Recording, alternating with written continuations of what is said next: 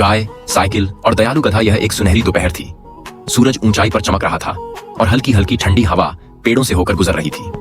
एक छोटे से गांव के बीचों बीच गुड्डी नाम की एक खुशमिजाज गाय अपनी नई साइकिल चला रही थी। वह उत्साह से पैडल मार रही थी जैसे कोई पेशेवर साइकिल चालक हो।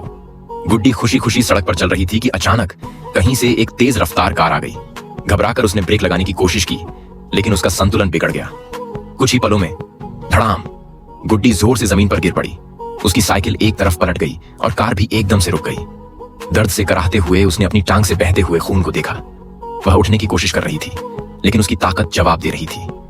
थोड़ी ही दूर एक चुन्नू नाम का दयालु गद्दा यह सब देख रहा था। उसकी आंखें हैरानी से फैल गईं। बिना एक पल गंवाए वह गुड्डी के पास भागा और बोला, चिंता मत करो गुड्डी, मैं अभी मदद बुलाता हूं। चुन्नू ने जल्दी से 1122 पर कॉल किया और कहा, कृपया जल्दी आइए, एक गाय का एक्सीडेंट हो गया है, वह बहुत बुरी तरह घायल है। कुछ ही मिनटों में एम्बुलेंस आ पहुंची। बचाव दल ने गुड्डी को सावधानी से उठाया और गाड़ी में रखकर अस्पताल ले गए।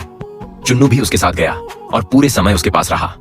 अस्पताल में डॉक्टरों ने गुड्डी के जख्मों का इलाज किया, उसकी चोटों को साफ किया और उसकी टांग पर पट्टी बांधी।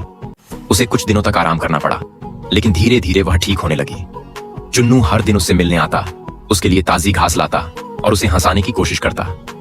कुछ दिनों बाद गुड्डी पूरी तरह से ठीक हो गई। जब वह अस्पताल से बाहर निकली तो चुन्नू ने मुस्कुराते हुए कहा, अगली बार साइकिल चलाते समय सावधानी रखना।